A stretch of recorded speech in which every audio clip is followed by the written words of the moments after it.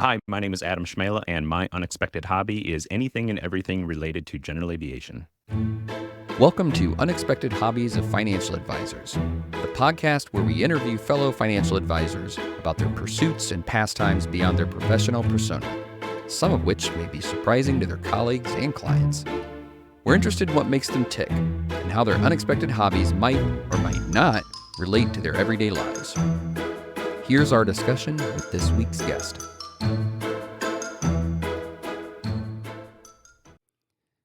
Adam Cmejla, how are you doing today?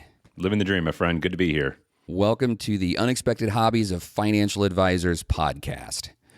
Man, are we excited to talk to you. This is good. Why don't you tell the world what your hobby is, what your unexpected hobby is? My goal from the time that I was an advisor was to somehow create a business that allowed me to create a vocation with a vacation. And building the firm in the way that we have, having clients in 35 states, and the niche that we have is partly done with intention, because I wanted to figure out a way how I could combine my love for all things airplanes, specifically general aviation, and me being a pilot and the owner/operator of our own airplane, and how I could use that both to fulfill my own personal desire and my own personal dream, as well as have utilitarian purpose inside of the business. And I did it, and I'm so very happy and so excited to create that intersection of a vocation and a vacation. So, in short, I am a pilot, and I love flying. I love talking flying. If you ever can't sleep, just call me at 3 a.m. and I will talk all things general aviation and put you to sleep. It'll wake me up. But yes, I love flying.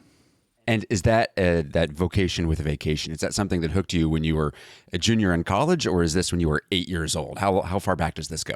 So the only Christmas present that I ever remember getting was when I was in third grade. I got my first remote-controlled airplane. It was a Tower Hobbies size 40 a trainer, and it was the exciting time of that's the only Christmas present I remember.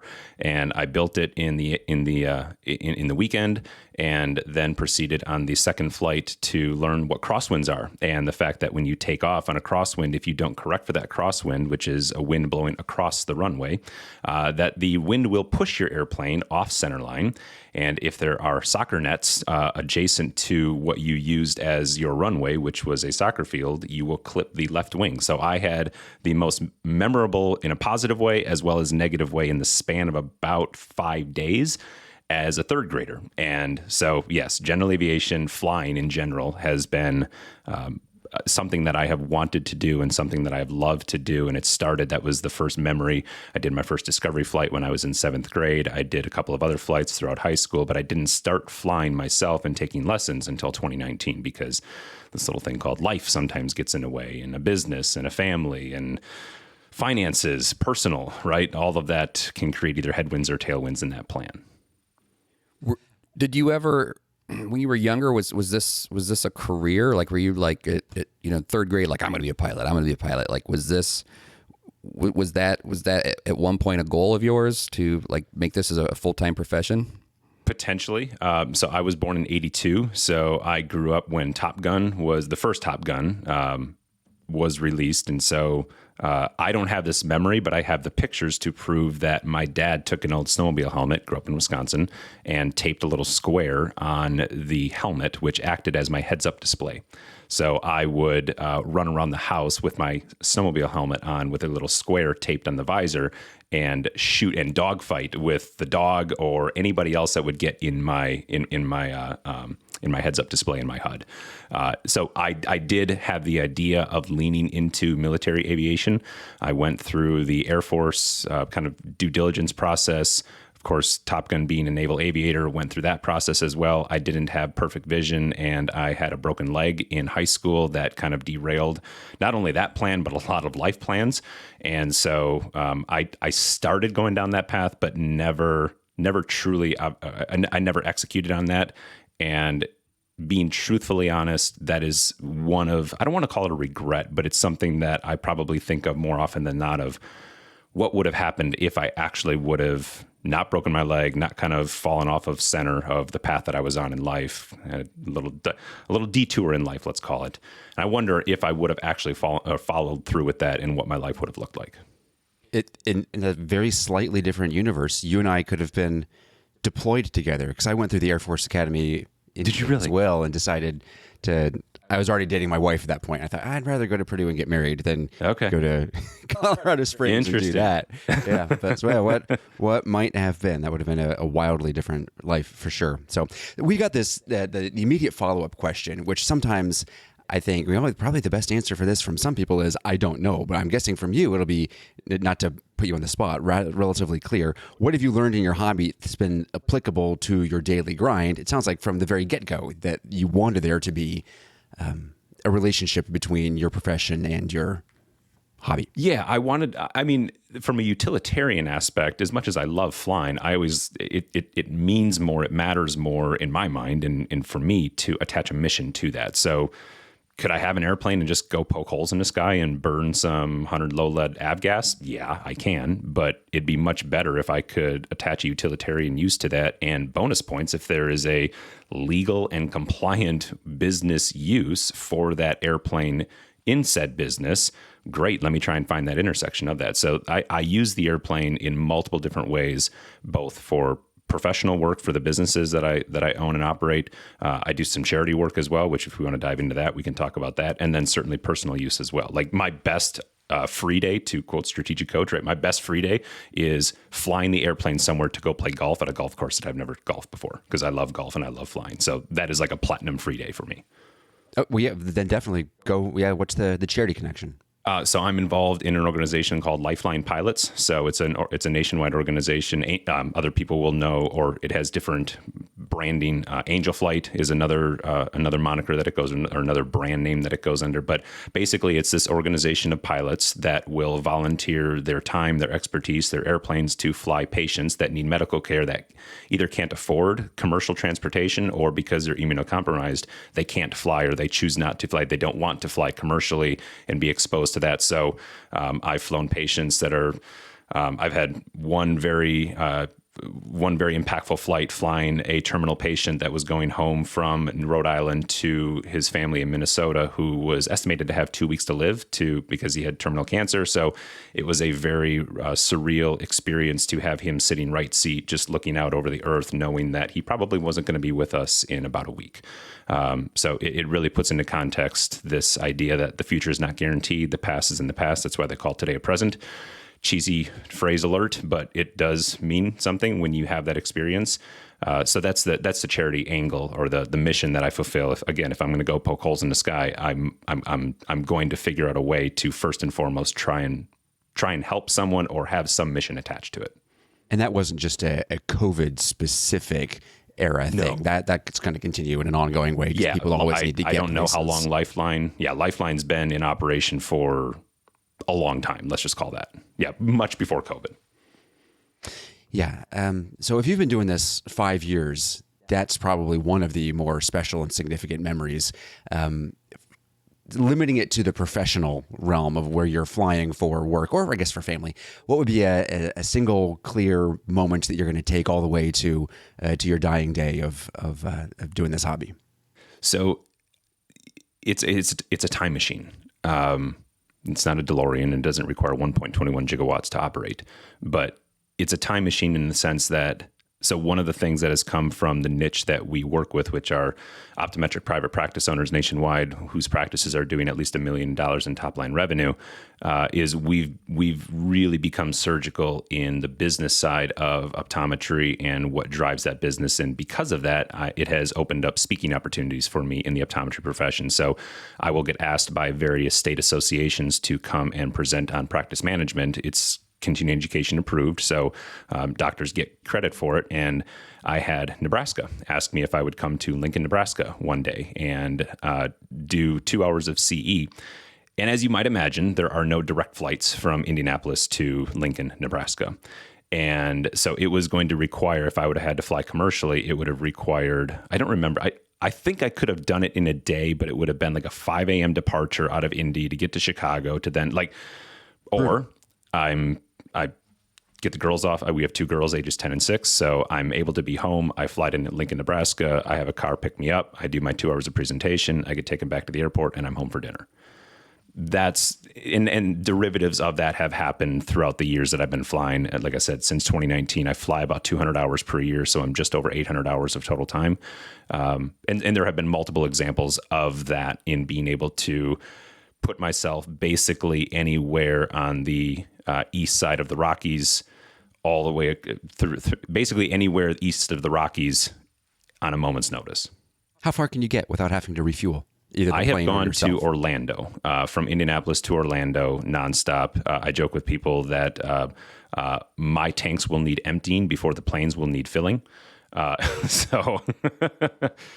I do not have you don't. There is no relief tube, if you will, on our aircraft. So we do. I do have a porta-john, not to get too graphic or TMI for listeners here, but there are ways around that. But yes, bottom line is I can go about 5 hours in the air if I need to. If I want to, I don't want to. Usually, I will try and keep legs between 3 to 4 hours is the max. Okay. Another memorable flight, after doing that flight and coming back, I detoured over to the East Coast, or to the east side of Florida, and flew the 15,000 foot runway that the space shuttle landed on. So you cannot touch the space shuttle right here. Do you really? Shirt. Oh, you do? Nice. I didn't even catch that. Well, it's not. I try to match my shirts to the guest, and this is as close as I could get. Look at that. Well played, Joshua. Well played. So those runways are really something. They had to shape them to the curvature of the Earth, and. Yep. And you cannot land on that runway. You can go down. You can do a flyover. So I flew 50 feet above the runway. And even at full power, even just flying normal airspeed, flying a 15,000 foot runway, a 3 mile, it's like, damn, this is a long runway. When does it stop? Yeah. So I guess that's relatively close to the vehicle assembly building. Is it as big from the air as it is from the ground? It's monstrous. The VAB. Yeah, it is. Yeah. It looks like a giant Lego piece when you're flying towards it. Like this big box is just standing up, and as you get closer and closer and closer, you're like, "Holy smokes, that is a massive lot of sheet metal." Okay, we're getting way off track here, but so we're all here in Central Indiana is home base, and the first time I met you, you made a point of, "Hey, if you ever want to get up in the air," and I was quick to say, "Thanks, but no thanks." Brian, have you ever had the privilege of being up in the air with Adam? I've not. Not That's yet. Okay. Not yet. Not yet. Yeah. Let's finish everything with yet, right? Let's not put absolute and finality on things here. Not yet. That's right. But you you're beaming with excitement by me correcting with you there. I can just feel the excitement through the microphone, Brian. No, I mean I would trust you with my personal finances. I don't know if I'd trust you with my gravity, but gravity is undefeated, my friend. So every time. I'm joking. No, I'm not implying that you're not safe. I know. I am as well. Sorry to be snarky. It's a me thing, show. not a you thing. But you do. I mean, you go up with folks. It's more than just Adam flying to Nebraska to speak to a bunch of optometrists. I mean, you go with friends and his own kids and colleagues and clients. Like, do we venture out with clients? Yeah, I've had. Like, it's not a perk. Hey, if you want to become a client of our firm, you comes with airplane rides. Like, right. No, that is that's not part of our client service model. No.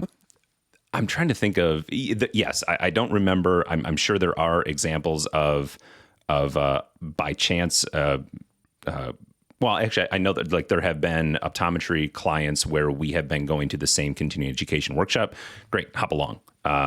So I'll give them a ride. I mean, I did one at French Lick, and we've done dinners together in Kentucky and Ohio and things like that. So we're going there. So we'll hop along there. I will share general aviation with anybody that wants to experience that, just because of how much it has meant to my life and how fulfilling it is. And I know there are people out there that have that dream of loving aviation and wanting to experience it.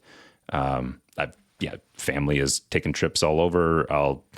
Buffalo Trace is releasing something. It's a 30-minute flight from here to Frankfort, Kentucky. And then I don't know if it's a good or bad thing that the line guys at the airport know me by name when they hear my tail number coming in. They're like, "You going to Buffalo Trace?" Over the radio. "Yeah, you can give me a lift." Yep. So yeah, it again, it's that time machine of how long would it take to drive to Frankfurt? Oh, that's a whole day. But I can do breakfast, get down there, get some bourbon, come back for lunch. So how far is the place where you keep your plane from your breakfast table? How long of a drive is that? 7 minutes. I can be airborne. I can be from couch to airborne in 30 minutes or less. Okay. Wow. That's not long at all. So if somebody is hearing this and thinking, wow, that sounds really, really compelling, and I have the time and ability and the eyesight and discretionary income, what would you tell somebody who is thinking about getting into general aviation as a hobby of their own? Go to your local airport. It is amazing that I think there is still a public use airport in every county in the United States. That was a piece of legislation back from the FAA. And again, not to give a whole history lesson here, but my point is there are far more airports that exist in our country than I think people understand.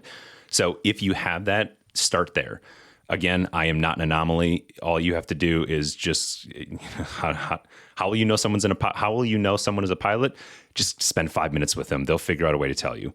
Go to the airport, talk to someone there, find an open hangar door, walk into the airport, ask the person there, and just say, "I'm interested in learning about flying. Do you have a certified flight instructor?" Always do it with a CFI, a certified flight instructor. Do you have a flight school here, or is there a CFI, a certified flight instructor, that would be willing to give me a discovery flight? You don't have to do a discovery flight with a CFI. That's not a legal requirement. But Brian, to your point, gravity is 100%. Gravity is never defeated. And while you might find someone that is at a hangar just hanging out, you don't know their qualifications. You don't know how good of a pilot they are, what their airplane is. So that's where, again, you want the best experience. You want your first experience to be the best experience. So that would be start with a flight school, ask for a discovery flight, and go from there. Is the CFI in your future someday? Potentially. I joke with people. Potentially, I say potentially because A, the businesses have a lot of momentum right now, and B, my wife and my girls don't exactly love the idea of me as a flight instructor just getting beat up in the pattern all day by student pilots that are still trying to figure out how this plane defies gravity. So at some point, maybe I could see that being a retirement job, or quote unquote retirement, as the business gets more and more self-managing and kind of intersecting that vocation with a vacation in a different way. But at this time, there's still only 168 hours in a week, and most, if not all of them, are already accounted for in various endeavors. I suppose you'd probably want to teach your girls how to drive a car before teaching strangers how to fly. Just to teach my girls how to fly before teaching, or like, again, not legally, but as a CFI. But yeah, if I'm gonna teach anybody to fly, or if anybody expresses an interest with aviation, if any of my girls do that, I will certainly support that mission and find them the best CFI. And yeah, so that'll be the first path. In the last 24 hours, you've got a podcast of your own. I listened to the most recent episode. It happens to be the one that featured your sister as a guest. Yeah. Did either of your sisters ever catch the bug from you? This is Nope. just you. I'm the only one in the family. They all support it. I mean, I've picked them up. So I'm the only transplant. All of my family is back in Wisconsin. So there have been times where my wife and I have gone on a trip. I speak at Vision Expo in Vegas, and she'll tag along to attend the session as well. She's an optometrist. And so I'll fly up to Wisconsin, pick up one of the grandmas, bring them back down, save them the 6.5 hour drive. We fly commercially to Vegas, but yeah, my point is all of my family supports it. They love it. I share it with them as well. Is it a different experience flying commercial, knowing what you know and doing what you do? Or is it, I don't like you're it. able to just check it? You don't like it? I don't like it. It's a cattle call. It is all the liberties and flexibility and freedom that you have as the pilot in command of your own airplane get removed. And then the feeling of then some when you fly commercially, because I'm a little bit of a control freak. I think of all the time that is wasted. It's a 45 minutes drive to the airport. Then I got to park. Then I got to go through security. Then I got to wait. Then I got to board. Then I got to wait some more. Then I got to... He sounds like a celebrity. I could never fly commercial anymore. Private only. Well, I think it's interesting. If I do fly commercial, it's first class. So I think it's interesting how compromise. how commercial flight, like in the 60s, like it was very... like it was a status symbol almost. Like it was it was luxurious, and it was what you did, and it wasn't laborious, and it was all the things that we have now of the way we look at commercial flights. It's like, oh geez, just such a, I know it's the necessary evil to get where we need to go. But it's almost like the private, being your own pilot and having access to airline or to an airplane is romantic. Like it's like how in the 60s commercial flying was just, and aviation was just romantic. It's kind of still that way on an individual level, and at least the way I see it. It is. And yeah, at the risk of going down another rabbit hole, it is interesting how our own life journeys and experiences influence our perception of other things in our world, right? To your exact point, I have the privilege, and I know I sound like a pretentious, you know what, when I say that. I can't stand commercial. And if I do fly commercial, I fly first class because it's the compromise I make. It's like, okay, yeah, I know I'm getting the proverbial eye rolls from listeners right now. I get that. And I don't mean that to come off as bad as what I'm hearing myself say it right now. But it makes sense. What's that? It makes sense. Of course it would be that way. I think it would be the same thing if someone had their own, let's say they bought their own house down in 30A, or pick a vacation spot. And then you told them, you can't vacation in your own house anymore. You have to go stay in a condo, or you have to go stay at a Red Roof Inn now. You can't stay at your own private condo. Well, of course someone's like, you can take any one of the experiences that we've had as advisors, assuming the vast majority of people that are going to listen to this are other advisors, as the advisors that we've had, and our clients have had that as well. The experiences that we have had, that our clients have influenced not only their money story and how they allocate their time capital and money capital, but then the decisions that they make with it and how they feel about spending those dollars is part of the equation in the advice that we give to our clients. And if I put myself in that situation of a client, buying an airplane and flying an airplane is a horrible financial decision. Like, what's the joke? If you're one of, how do you end up with $1 million flying aviation? Well, you start with 2. And the bigger the jet, just add a 0. I mean, so flying an airplane is a horrible use of capital from a time stand, or from a money standpoint. I don't care, because it's and we can do everything else in our plan, and I can fulfill this passion in life in life stream of mine. And I think it's important for every advisor, whatever that passion is for them, take a playbook out of the hopeful advice that you're giving to your clients, is to plan your life and live your life on purpose instead of just waiting. Because like I said, these angel flights that I give put things in perspective, and someday you run out of some days. I've heard it said that when something goes wrong on a car, it happens in increments of hundreds of dollars. Something goes wrong in a boat, it happens in thousands of dollars. Something goes wrong in a house, it's tens of thousands of dollars. Where does plane repair and maintenance sit on the spectrum of how bad it is, speaking of the cost of it? I would put your order of car, boat, house, plane. Oh, heck. Okay. I mean, so in aviation first of all, anybody that we know what BOAT actually stands for, right? Have we heard Remind the acronym? us. Go for it. Break out another 1,000. Okay. In aviation, we talk in increments of AMUs, aviation monetary units. One AMU is $1,000. Like, oh, how much is that repair? Oh, it's about 4.5 AMUs. Oh, it wasn't too bad. My dad shoots trap. He loves trap shooting again, he's from Wisconsin, so go figure.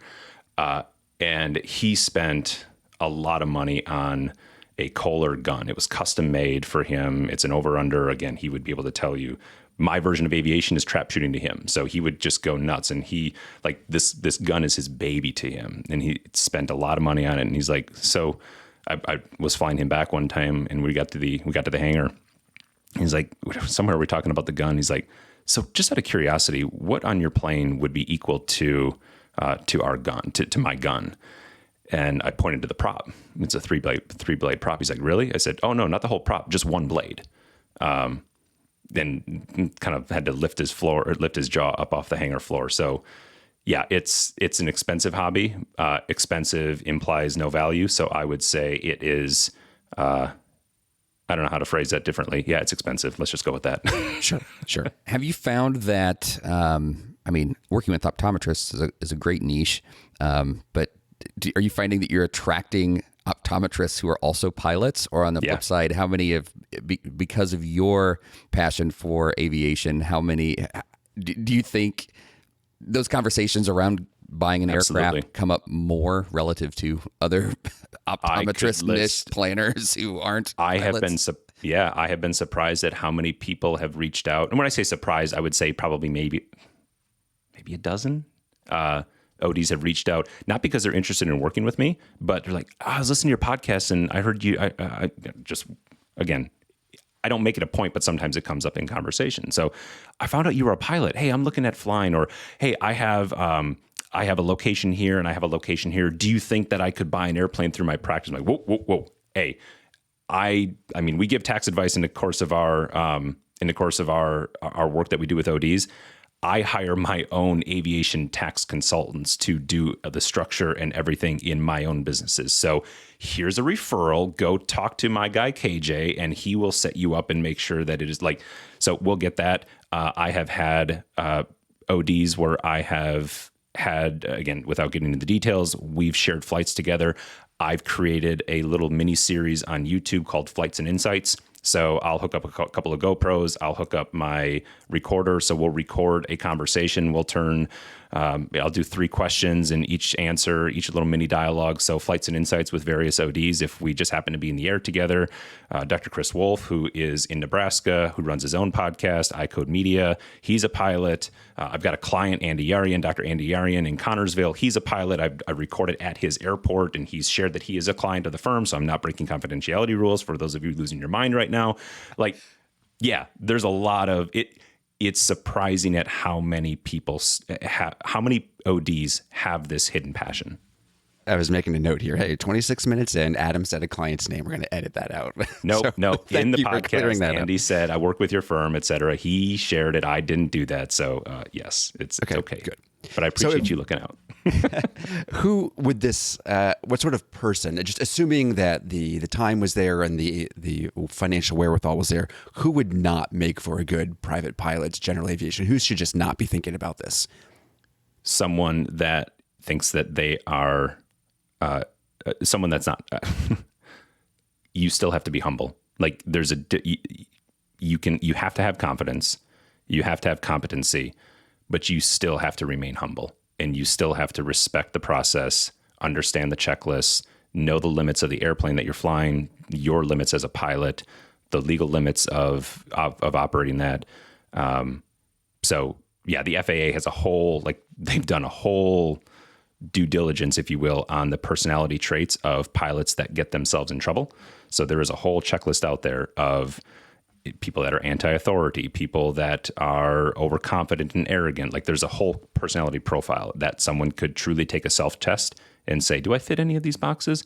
What I love about aviation is you're always learning. You're never done, which is kind of the same of being an advisor and being a business owner. You're never done. As cliche as it sounds, the journey is the destination.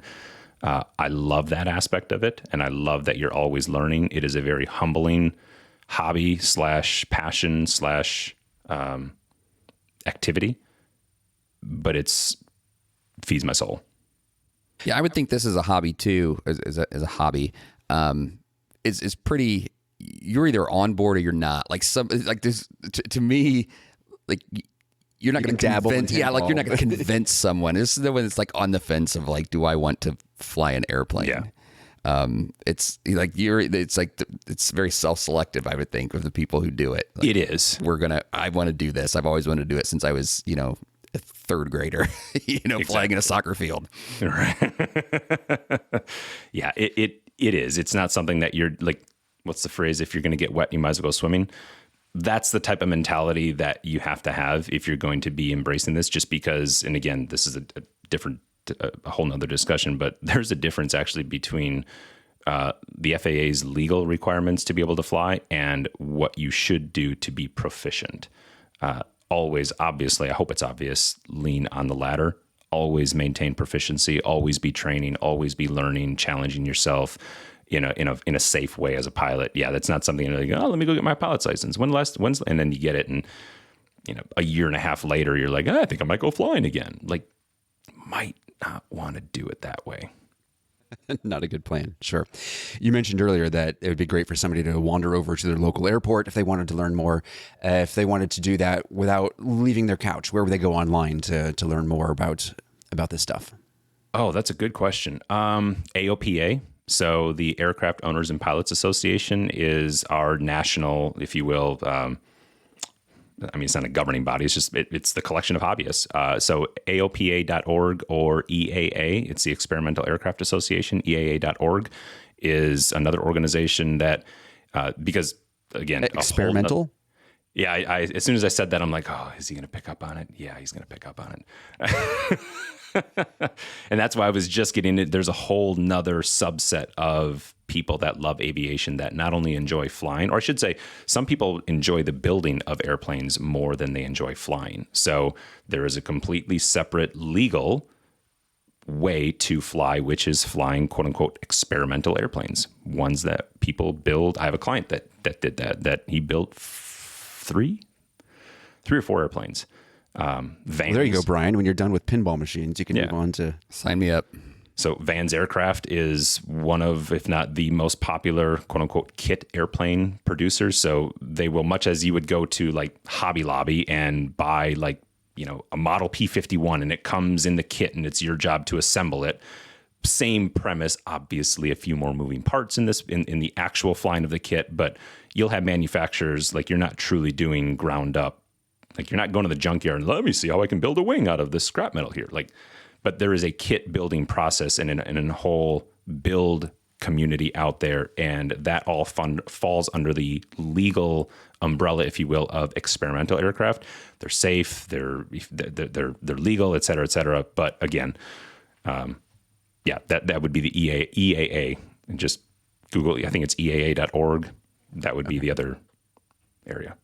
And if somebody wanted to, having heard you speak about this, learn more about you and what you do either in the hobby or professionally, where are the various places they can go to find more about Adam Cmejla? Oh, see, I'm terrible at this because I'm not a big social media person. So I guess you could find some of the stuff that was put out on LinkedIn. Our website, integratedpwm.com, is the storefront, if you will, for everything on the optometry space or on the optometry side of things. Again, I don't have much of a profile, if you will, online, but those would be the two places. I really don't have anything on the public facing side of things from the aviation side of Adam. All right. Outside of the podcast. What about the advisor-facing side, considering our audience is going to be primarily financial advisors? So on the advisor side, I have been involved in a program called Limitless Advisor. It is a coaching program for advisors that are looking to build a wildly successful business and a life that they love. It was a game-changing and career life-changing process that I went through, a coaching program that I went to all the way back in 2018 in the inception of the program, which was founded by Stephanie Bogan. And at that time, the advisor coach was Matthew Jarvis, which advisors might know. Privileged to call and have been good friends with Matthew throughout that entire process and to this day. So I took over when he left the program. I took over as a coach because I had massively transformed my practice in the short amount of time that I had been coached by him and Stephanie. And so through that time, I've been involved in the Limitless Advisor program through 2023. 2023 is actually my last year being involved in the program, and I'll be stepping away from the program just to focus more in my own businesses. But it is, again, the ability for me to fly right now would not have happened without the coaching and the righting of the ship, if you will, that I experienced through Limitless Advisor. And then for Indiana advisors, join FPA. I am president of the Financial Planning Association of Indiana. We have a phenomenal group of advisors in the state and a phenomenal chapter with some really exciting things coming down the pipe, specifically for 2025. So again, those are the advisor-facing sides.